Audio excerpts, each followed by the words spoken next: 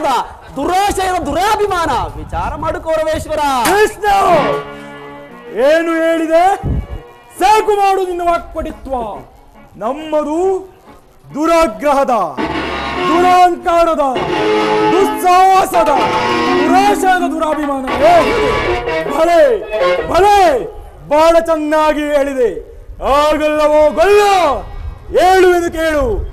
ಈ ಕೌರವೇಶ್ವರನ್ನು ಸದೆಬಡಿಬೇಕೆಂದಲ್ಲವೇ ಆ ನಿನ್ನ ಹೊಟ್ಟೆ ಬಾಕ ಭೀಮ. ಅದು ದುರಾಗ್ರಹ. ಲೋಕೈಕ ವೀರನಾದ ನನ್ನ ಕರ್ಣನನ್ನು ಸಂಹರಿಸಬೇಕೆಂದಲ್ಲವೇ ಆ ನಿನ್ನ ನವಂಸಕ ಭಾರತ. ಅದು ದುರಾಂಕಾರ.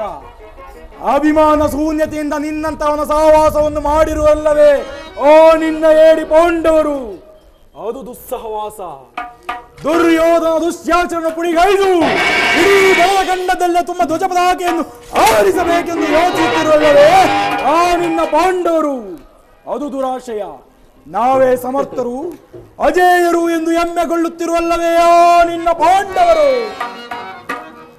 ಅದು ದುರಾಭಿಮಾನ. ಹೆಚ್ಚೇನು ಕೃಷ್ಣ, ನೀವಾರು ಏನೇ ಹೇಳಿದರು ಈ ದುರ್ಯೋಧನ ನಿರ್ಧಾರ ಚಲಿಸಲಾಗದು. ಸುಮ್ಮನೆ ಕಂಠ ಶೋಷಣೆಯಿಂದ ಪ್ರಯೋಜನವಿಲ್ಲ ಕೃಷ್ಣ. ಬಂದ ದಾರಿಯನ್ನು ಹಿಡಿಯುವುದು ಒಳ್ಳೆಯದು. ಸುಯೋಧನ, ಜ್ಞಾತಿಗಳನ್ನು ಶಾಂತಿಯಿಂದ ಜೀವಿಸಬೇಕೆಂದಿರುವ ನಮ್ಮ ಧರ್ಮರಾಯನ ಧರ್ಮವನ್ನು ಈ ಮೂರು ಲೋಕವೇ ಹೊಗಳುವುದು. ಪ್ರಳಯ ಕಾಲದ ಗುಡುಗಿನಂತೆ ಕೀಚಕ ಇಡಂಬಾದಿಗಳನ್ನು ಸಂಹರಿಸಿದ ನಮ್ಮ ಭೀಮಸೇನ ಪರಾಕ್ರಮವನ್ನು ಪ್ರಪಂಚವೇ ಹೊಗಳುತ್ತಿರುವುದು. ಸುಯೋಧನ, ನೀನೇ ನೋಡಿರುವೆ, ಅನೇಕಾವರ್ತಿ ನೀನೇ ನೋಡಿರುವೆ. ಪರಶಿವನೊಡನೆ ಸರಿ ಸಮಾನವಾಗಿ ಹೋರಾಡಿ ಪಾಶುಪತಸ್ತ್ರವನ್ನು ಪಡೆದಿರುವ ನಮ್ಮ ಅರ್ಜುನ ಪರಾಕ್ರಮ ಮುಂದೆ ನಿಮ್ಮವರ ಪರಾಕ್ರಮವೇನೂ ಅಲ್ಲವೆಂದು. ಇನ್ನು ಮಾತೃಕುಮಾರರಾದ ನಕುಲ ಸಹದೇವರು ಸಾಮಾನ್ಯರೇ. ದೀರ್ಘವಾಗಿ ಆಲೋಚಿಸು ಸುಯೋಧನ. ಆಲೋಚಿಸುವುದೇನು ಕೃಷ್ಣ? ಕೈಲಾಗದ ಏಡಿ ಧರ್ಮರಾಯ ಶೋತ್ವೀಕದಂತೆ ವೇಷವನ್ನು ಧರಿಸಿ ಇಡೀ ಲೋಕವನ್ನೇ ವಂಚಿಸುತ್ತಿರುವ ಮಹಾವಂಚಕ. ಇನ್ನೊಬ್ಬ ಒಡ್ಡೆ ಬಾಕ ಭೀಮ ಕಾಡು ಮನುಷ್ಯನಾದ ಇಡಿಂಬನನ್ನು ಕೊಂದಿದ್ದು ಮಹಾಪರಾಕ್ರಮವೋ? ಹಳ್ಳಿಯ ಜನರನ್ನು ಬೆದರಿಸಿ ಕೂಳು ತಿನ್ನುತ್ತಿದ್ದ ಬಂಡ ಬಕನನ್ನು ಕೊಂದಿದ್ದು ಮಹಾಶೌರ್ಯವೋ? ಹೌದು. ಭೀಮನೇ ಕೀಚಕನನ್ನು ಕೊಂದ ಎಂದು ನೋಡಿದವರಾರು? ಒಂದು ವೇಳೆ ಕೊಂದಿದ್ದರು ಕೃತ್ರಿಮದಿಂದಲೋ, ಮೋಸದಿಂದಲೋ, ಅಥವಾ ನಿನ್ನಂತಹ ಕಬಡ್ಡಿಯ ಸಹವಾಸದಿಂದಲೋ ಕೊಂದಿರಬೇಕು. ಇಂತಹ ಕೊಲೆಪಾತಕನು ರುದ್ವಾಂಸ ಸಂಭೂತನೋ, ಸಾವಿರ ಆನೆಗಳ ಬಲವುಳ್ಳವನೋ ನಿನ್ನ ಭೀಮ. ಹೌದು. ಆಗಿದ್ದ ಪಕ್ಷದಲ್ಲಿ ತುಂಬಿದ ರಾಜಸಭೆಯಲ್ಲಿ ತನ್ನ ಹೆಂಡತಿ ವಸ್ತ್ರಾಪರಣವಾಗುತ್ತಿದ್ದಾಗ ಎಲ್ಲಿ ಹೋಗಿತ್ತು ಅವನ ಸಾವಿರ ಆನೆಗಳ ಬಲ? ಮತ್ತೊಬ್ಬ ಕಾಲಿಗೆ ಗೆಜ್ಜೆಗಳನ್ನು ಕಟ್ಟಿಕೊಂಡು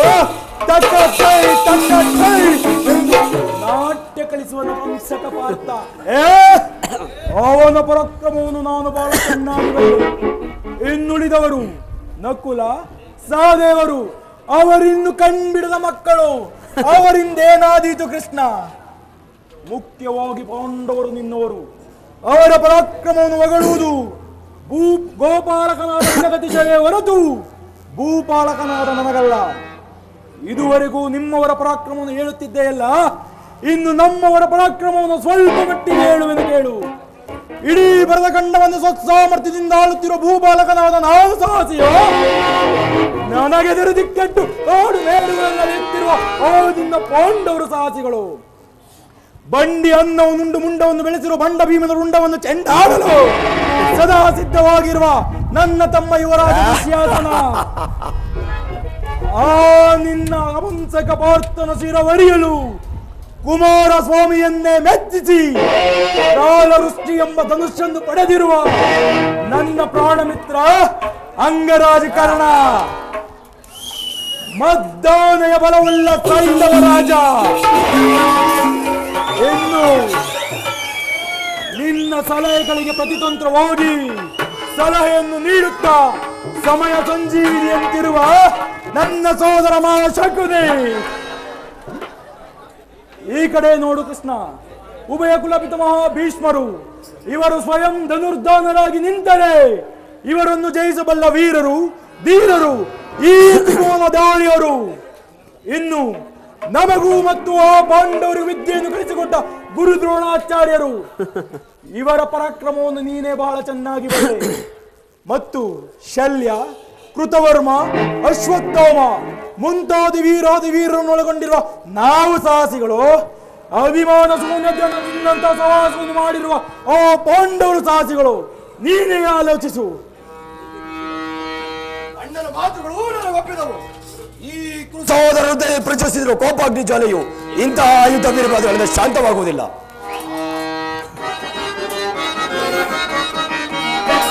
ಆ ಏಳು ಪಾಂಡವರ ಕೂಡಿ ಬಾಳುವುದು ಬೇಡ ಬೇಡವೆಂದು ಬೇಸರವೋ,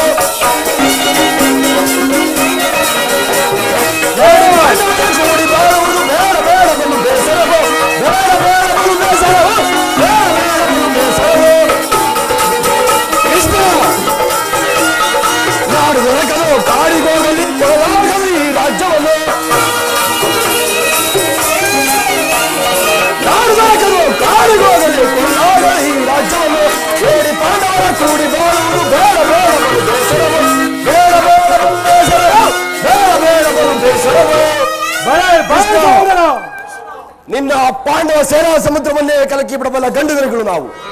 ಆ ನಿನ್ನ ಬಂಡ ಭೀಮರ ಗುಂಡಿಗೆಯನ್ನು ಸೀಳಲು ಈ ದುಶ್ಶಾಸನ ಭಾವಗಳು ಸದಾ ಹಿಗ್ಗಿ ಹಿಗ್ಗಿ ಮೆರೆತಿರು. ನೀನು ಹೋಗಿ ಆ ನಿನ್ನ ಬಡ ಪಾಂಡವರಿಗೆ ತಿಳಿಸು, ಸಮರವೇ ಸಿದ್ಧವೆಂದು.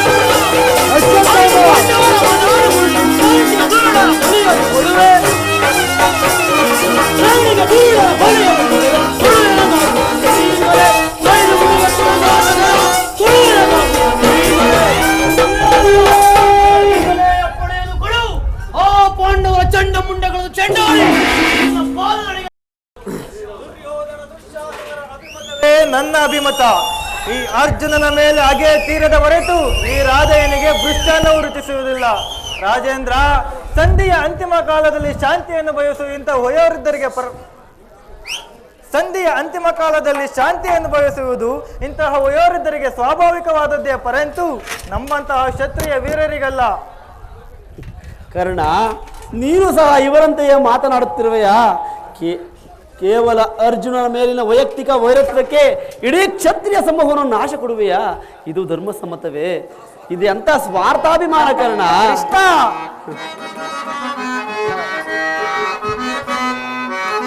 ಸಲ್ಲದು ನಿನಗೆ ವಲ್ಲಭನೇ,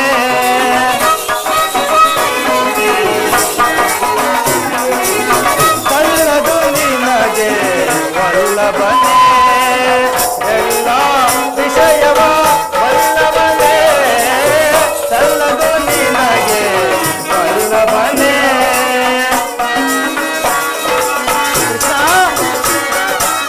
ಕಾಂಡು ತನೆಯರ ಹಿತವನ್ನು ಬಯಸುತ್ತ,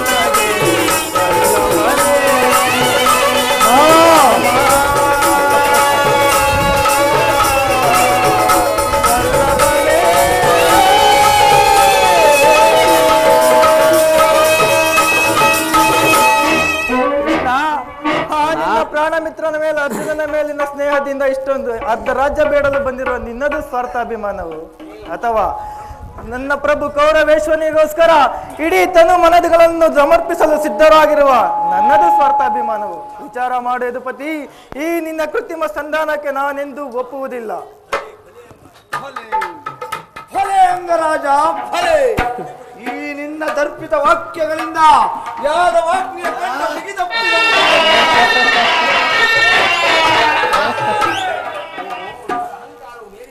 ಓಹೋ, ಇವರ ಅಹಂಕಾರವು ಮೀರಿತು. ಮಧೋನ್ಮತ್ತರಾದ ಇವರೊಡನೆ ಮಾತನಾಡುವುದು ಅನುಚಿತ. ಸುಯೋಧನ, ಆದರೂ ಒಂದು ಮಾತನ್ನು ಹೇಳುವ ಕೇಳು. ಭಾರತ ಭೂಮಿ ಸಜೈಸಿ ದುರಾಶ ಸಮಾನ ಶೌರ್ಯ ವಿರಾಜಿರುವ ಸಹೋದರ ನಿರಾಕರಿಸದಿರೈ. ಭಾರತ ಭೂಮಿ ಸಜೈಸಿ ದುರಾಶ ಜೈಸಿ ದುರಾಶ ಸರೆ ಸಿಗನಿ ಅನುದಾನರ ಸರೆ ಸಿಗನಿ ಅನುದಾನರ ಧರೆಯ ನಿತ್ತು ಖ್ಯಾತಿ ಪಡೆ ಧರೆಯ ನಿತ್ತು ಖ್ಯಾತಿ ಪಡೆ ಸುಖಿಯಾಗು ವೀರ ವೈರಮಿ ಸಜೈಸಿ ದುರಾಶ ಜೈಸಿ ದುರಾಶ.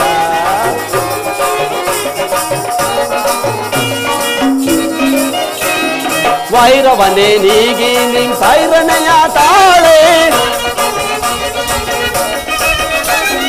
ವೈರವನೇ ನೀಗಿ ನಿಂಗ್ ಸೈರಣೆಯ ತಾಳೆ ಬಾಳೆ ಬಲು ಧರ್ಮ ನಿರುತ ಸುಗುಣ ಚರಿತ ಕರುಣ ಭರಿತ ವರಗುಣಯುತ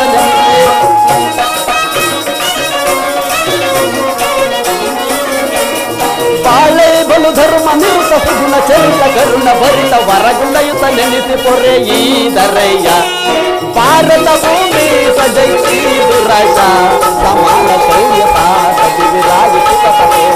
ನಿರಾಕರಿಸದಿರೈ.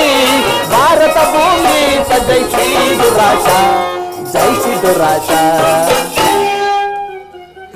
ಸುಯೋಧನ, ಈ ನಿನ್ನ ಗುರು ಸಹೋದರರು ಬಂಧುಗಳು ಇವರನ್ನು ಒಂದು ಸಾರಿ ದೃಷ್ಟಿಸಿ ನೋಡು. ನಿನ್ನೊಬ್ಬನ ಅವಿವೇಕದಿಂದ ಇಡೀ ಕ್ಷತ್ರಿಯ ಸಮೂಹವನ್ನು ನಾಶ ಮಾಡುವೆ ಏಕೆ? ಪಾಂಡವರು ನಿಮ್ಮ ತಂದೆಯ ಪ್ರಭುತ್ವವನ್ನು ಅಂಗೀಕರಿಸುವರು, ನಿನ್ನನ್ನು ಯುವರಾಜನೆಂದು ಸನ್ಮಾನಿಸುವರು. ನಿಮ್ಮೆಲ್ಲರ ಸ್ನೇಹ ಮಮತೆಯ ಹೊರತಾಗಿ ಮತ್ತೇನು ಬೇಡ. ಅಲ್ಪ ಪ್ರಯತ್ನದಿಂದ ಮಹಾಫಲವನ್ನು ಹೊಂದಿದೆ. ಶತ್ರುಗಳು ನಿನ್ನಲ್ಲಿ ಕ್ಷಮಾ ಭಿಕ್ಷೆ ಬೇಡುವರು, ಮಿತ್ರರು ಪುಳಕಿತರಾಗಿ ನಿನ್ನನ್ನು ಆಲಂಗಿಸುವರು. ಈ ಸಾಮ್ರಾಜ್ಯ ಶಾಸನವು ನಿರಾಯಾಸವಾಗಿ ನಿನ್ನ ಕೈ ಸೇರುವುದು. ಪಾಂಡವರೊಡನೆ ಪವಿತ್ರ ಯಜ್ಞದಲ್ಲಿ ದೀಕ್ಷಿತನಾಗು, ಆಗ ವಿಶ್ವ ಜಗತ್ತಿನಲ್ಲಿ ಅಪ್ರಮಿತನಿಸುವೆ. ಮಾನವ ಲೋಕವು ನಿನ್ನನ್ನು ಆದರ್ಶ ನರಪತಿ ಎಂದು ಹೊಗಳುವುದು. ದಾನವ ವಿಜಯ ಅಧಿಪತಿಯು ಕೇವಲ ಪಾಂಡವರ ಸಲುವಾಗಿ ಅಲ್ಲ, ಸಲುವಾಗಿ ನಿಮ್ಮೆಲ್ಲರ ಸಲುವಾಗಿ ಮುಂದೊದಗುವ ಭೀಕರ ಯುದ್ಧದಿಂದ ಈ ಮಾನವ ರಾಶಿಯನ್ನು ಉದ್ಧರಿಸುವ ಸಲುವಾಗಿ ನಿನ್ನಲ್ಲಿ ಸಂಧಿ ಭಿಕ್ಷೆ ಬಿಡುವನು. ಭಿಕ್ಷಾ ಪ್ರದಾನ ಮಾಡು ಕೌರವೇಶ್ವರ. ಇದರಲ್ಲಿ ನನ್ನ ಅಪರಾಧವೇನಿದೆ ಎದುರಾಜ? ಪಾಂಡವರು ಜೂಜಾಡಿ ಸಕಲ ಐಶ್ವರ್ಯಗಳನ್ನು ಕಳೆದುಕೊಂಡಿದ್ದು ನನ್ನ ತಪ್ಪೆ. ಸತ್ಯ ಪರಿಪಾಲನೆಗಾಗಿ ವನವಾಸ ಮಾಡಿದ್ದು ಅಧರ್ಮದ ಕಾರ್ಯವೋ? ಹೇಳು ವಾಸುದೇವ, ಈ ವಿಸ್ತಾರವಾದ ಭೂಮಿಯನ್ನು ಶಾಸನ ಮಾಡುವುದು ಈ ದುರ್ಯೋಧನ ಹೊರತಾಗಿ ಮತ್ತಾರಿಂದಲೂ ಸಾಧ್ಯವಿಲ್ಲ. ಪಾಂಡವರು ಭಿಕ್ಷಾವೃತ್ತಿಯವರಿಗೆ ಯೋಗ್ಯವಾದ ಜೀವನ, ಧರ್ಮ ಬೀರುಗಳಾದ ಅವರ ಕೈಯಲ್ಲಿ ಈ ವಿಪುಲವಾದ ಸಾಮ್ರಾಜ್ಯವನ್ನು ಒಪ್ಪಿಸುವ ಅಪಮಾನವು ನನ್ನಿಂದಾಗದು. ನನಗೆ ಯುದ್ಧದ ಭಯವನ್ನು ತೋರುವ ಜನಾರ್ದನ. ಯುದ್ಧವು ಕ್ಷತ್ರಿಯನ ಧರ್ಮ, ಆತ್ಮ, ಕಾಮ ಮತ್ತು ಮೋಕ್ಷ, ಜೀವನದ ಏಕಮಾತ್ರ ಸಾಧನೆ. ಯುದ್ಧದ ಹೊರತಾಗಿ ಕ್ಷತ್ರಿಯನೆಂದು ಭಯಪಡುವುದಿಲ್ಲ, ಭಯಪಡಲಾರ. ಸ್ಥಿರನಾಗು ದುರ್ಯೋಧನ. ಯುದ್ಧವು ನಿನ್ನ ಅಭಿಷ್ಟವೇ ಆದರೆ ಅಗತ್ಯವಾಗಿ ಅದನ್ನೇ ಹೊಂದುವೆ. ಆದರೆ ಇದು ನಿನ್ನ ಯುದ್ಧವಲ್ಲ, ಭಯಂಕರ ಆತ್ಮಹತ್ಯೆ ಪಾಪಾಶಯ, ಕುರುಕುಲದ ಕಳಂಕ ಸ್ವರೂಪನೇ. ಹಿಂದಿಂದಲೂ ನಿನ್ನ ಅಪರಾಧಗಳನ್ನು ಕೇಳುವೆಯಾ? ಹಿಂದೆ ರಾಜಸಯೋಗದಲ್ಲಿ ಪಾಂಡವರ ಸಕಲ ಸಂಪತ್ತನ್ನು ನೋಡಿ ಕರುಬಿದ ನೀನು.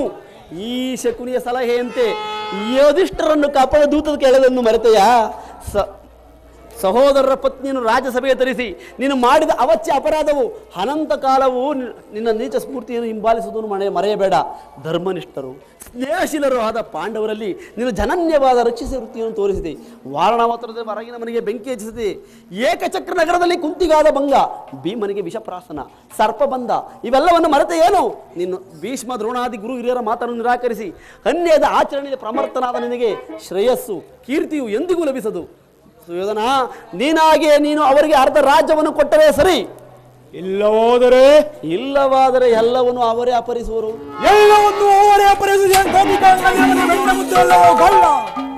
ಕುರುವೀರರಿಂದ ಲಕ್ಷಿಸಲ್ಪಟ್ಟ ಕುರು ಸಾಮ್ರಾಜ್ಯ ನೀನು ಮಾತಿನ ಮಲ್ಲನಾದರೆ ಇವನು ಚಲದಂಕ ಮಲ್ಲ. ಇದನ್ನು ಚೆನ್ನಾಗಿ ತಿಳಿದಿರು. ಸುಯೋಧನ, ಹೋಗಲಿ, ಇಂದ್ರಪ್ರಸ್ಥಾದಿ 5 ಊರುಗಳನ್ನಾದರೂ ಕೊಡು, ಅದರಿಂದಲಾದರೂ ತೃಪ್ತರಾಗುವರು. 5 ಊರುಗಳೇಕೆ ಕೃಷ್ಣ? ಇಂದ ಭಿಕ್ಷಾಟನೆ ಮಾಡುತ್ತಿದ್ದ 50 ಗ್ರಾಮಗಳು ಸಿದ್ಧವಾಗಿರುವವು. ಎಲ್ಲರೂ ಅಲ್ಲಿಗೆ ಹೋಗಲಿ, ಒಬ್ಬೊಬ್ಬರಿಗೂ ಒಂದೊಂದು ಭಿಕ್ಷಾ ಪಾತ್ರೆಯನ್ನು ಕೊಡಿಸುವೆನು. ಸುಯೋಧನ, ದೊಡ್ಡ ಮನಸ್ಸು ಮಾಡು. ನಮ್ಮ ಭೀಮಸೇನನು ಮಹಾ ಹೊರಟ, ಅವನ ವಾಸಕ್ಕೆ ಒಂದು ಊರನ್ನಾದರೂ ಕೊಡಯ್ಯ. ಏನು ಹೇಳಿದೆ ಕೃಷ್ಣ? ಮತ್ತೊಮ್ಮೆ ಹೇಳು. ನಮ್ಮ ಭೀಮಸೇನನು ಮಹಾ ಹೊರಟ, ಅವರ ವಾಸಕ್ಕೆ ಒಂದು ಊರನ್ನಾದರೂ ಕೊಡಯ್ಯ. ಅಂದಿನಿಂದಲೂ ಇಂದಿನವರೆಗೂ ನನ್ನ ಆ ಜನ್ಮ ವೈರಿಯಾದ ಆ ಬಂಡ ಭೀಮನಿಗೆ ಒಂದು ಊರನ್ನು ಕೊಡುವುದೆಂದು ಭಾವಿಸುತ್ತಾರೆ. ಅದು ನಿನ್ನ ಭ್ರಮೆ. ಕೆಟ್ಟರೂ ಸರಿ, ಕಟ್ಟ ಕಡೆಯದಾಗಿ ಗಾಡಿ ಕಟ್ಟಲೇಬೇಕೆಂದು ಬಟ್ಟು ಹಿಡಿದಿರುವ ಕೆಚ್ಚದೆ ಕಟ್ಟಾಳು. ಈ ಗೌರವೇಶ್ವರವನ್ನು ಕಂಡು ಕೆಳಗೆ ಗ್ಯಾಗಿ ಹಾಕಿ ನಕ್ಕಳಲ್ಲ. ಓ ನಿನ್ನ ಬಾಂಧವರ ಸದಿ ಪಂಚಾಲೆ ಅಂದೇ ತಟ್ಟೆದು ಈ ಫಲವನ್ನು. ಕೃಷ್ಣ, ಭೂತ ಪ್ರೇತ ಪಿಶಾಚಿ ಒಡೆಯನಾದ ಭೂತನಾಥೇಶ್ವರನೇ ಕಾಲ್ ಕೆರೆದು ಗಮನಕ್ಕೆ ನಿಂತರೂ ಸರಿಯೇ. ಕಳಿವಂಶದಿಂದ ನಿರ್ಮಿತವಾದ ಈ ಕುರು ಸಾಮ್ರಾಜ್ಯ ರಕ್ತದ ಕೊಚ್ಚೆಯಲ್ಲಿ ಕೊಚ್ಚಿ ಹೋದರೂ ಸರಿಯೇ. ಶತ್ರು ಧ್ವಂಸ ಧ್ವರೀಡ, ಹಸ್ತಿನಾವತಿಯ ಮಣಿಮುಕುಟ, ಚಂದ್ರಕುಲ ಚಕ್ರೇಶ್ವರನಾದ ನಾನು ಮಾಚನದ ಮಣ್ಣಲ್ಲಿ ಮಣ್ಣಿಡಿದು ಮಣ್ಣಾಗಿ ಹೋದರೂ ಸರಿ. ಛಲವನ್ನು ಬಿಡೆ, ನೆಲವನ್ನು ಕೊಳೆ, ಕೇಳು ಮುರಾರಿಯ ಒಡ್ಡ ಮಾಡಿ ಗೆಲ್ಲಲಿ ಅವರ ರಾಜ್ಯವ.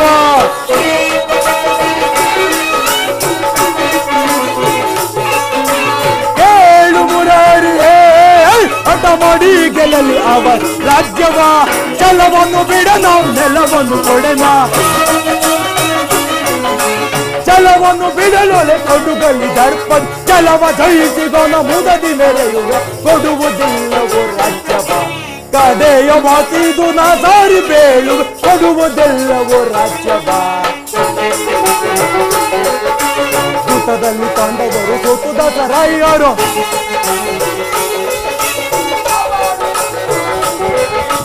ಆ ಪಾಂಡು ನಂದನರು ಎನ್ನೋಡೊಂದೆ ಯುದ್ಧವ. ಆ 7 ಪಾಂಡವರು ಎನ್ನೋಡೊಂದೆ ಯುದ್ಧವ ಮಾಡಿ ಗೆಲ್ಲಲಿ ರಾಜ್ಯ ನೋಡಿಕೊಳ್ಳುವೆನ. ಕೃಷ್ಣ, ಮಾಡಿ ಗೆಲ್ಲಲಿ ರಾಜ್ಯ ನೋಡಿಕೊಳ್ಳುವೆನ. ಛಲವೋ ಬಿಡಲು ನೆಲವ ಕೊಡೆನು, ಛಲವನ್ನು ಬಿಡಲೊಳೆ ಕಡುಗಲಿ ದರ್ಪ, ಛಲವ ಜಯಿಸಿದನ ಮುದದಿ ಬೆರೆಯುವ ಕೊಡುವುದೆಲ್ಲವೋ ರಾಜ್ಯವ. ಕೊಡೆಯ ಮಾತಿದು ನಾ ಸಾರಿ ಬೇಳುವೆ ಕೊಡುವುದೆಲ್ಲವೋ ರಾಜ್ಯವ. ದೂತದಲ್ಲಿ ಪಾಂಡವರು ಸೋತು ದಾಸರಾಯರು. ದೂತದಲ್ಲಿ ಪಾಂಡವರು ಸೋತು ದಾಸರಾಯರು. ನಿಧಿಯ ತಿಳಿಯದೆ ಈ ರೀತಿ ನುಡಿಯುವೆ, ನಿಧಿಯ ತಿಳಿಯದೆ ಈ ರೀತಿ ನುಡಿಯುವೆ. ಛಲವೋ ಬಿಡಲು ನೆಲದ ಕೊಡೆನು, ಛಲವನ್ನು ಬಿಡಲೊಳೆ ಕೊಡುಗಲಿ ದರ್ಪ, ಛಲವ ಜಯಿಸಿದನ ಮುದದಿ ಮೆರೆಯುವೆ ಕೊಡುವುದಿಲ್ಲವೋ ರಾಜ್ಯವ. ಕಡೆಯ ಮಾತಿದು ನಾ ಸಾರಿ ಬೇಳು ಕೊಡುವುದೆಲ್ಲವೋ ಬಿಡುವುದೆಲ್ಲವೋ ಕೊಡುವುದೆಲ್ಲವ ರಾಜ್ಯವ. ಕೃಷ್ಣ, ಬಾಲ್ಯದಲ್ಲಿ ಆಳುಣಿಸಲು ಬಂದ ಭೂತನಿಯನ್ನೇ ಕೊಂದೆ. ಬಲಿ ಚಕ್ರವರ್ತಿಯಲ್ಲಿ ಹೋಗಿ 3 ಹೆಜ್ಜೆ ಭೂಮಿಯನ್ನು ದಾನವಾಗಿ ಬೇಡಿ. 1 ಹೆಜ್ಜೆಯಿಂದ ಭೂಮಂಡಲವನ್ನು, ಮತ್ತೊಂದು ಹೆಜ್ಜೆಯಿಂದ ಅಂತರಿಕ್ಷವನ್ನು ಅಳೆದು, 3ನೇ ಹೆಜ್ಜೆಯನ್ನು ಬಲಿಯ ತಲೆ ಮೇಲೆ ಕಾಲಿಟ್ಟು ಪಾತಾಳಕ್ಕೆ ತುಳಿದ ಮಹಾನುಭಾವನಲ್ಲವೇ ನೀನು. 3 ಹೆಜ್ಜೆ ಭೂಮಿಯನ್ನೇ ಕೊಟ್ಟ ಬಲಿಯ ಕಥೆಯೇ ಆಗಾದ ಮೇಲೆ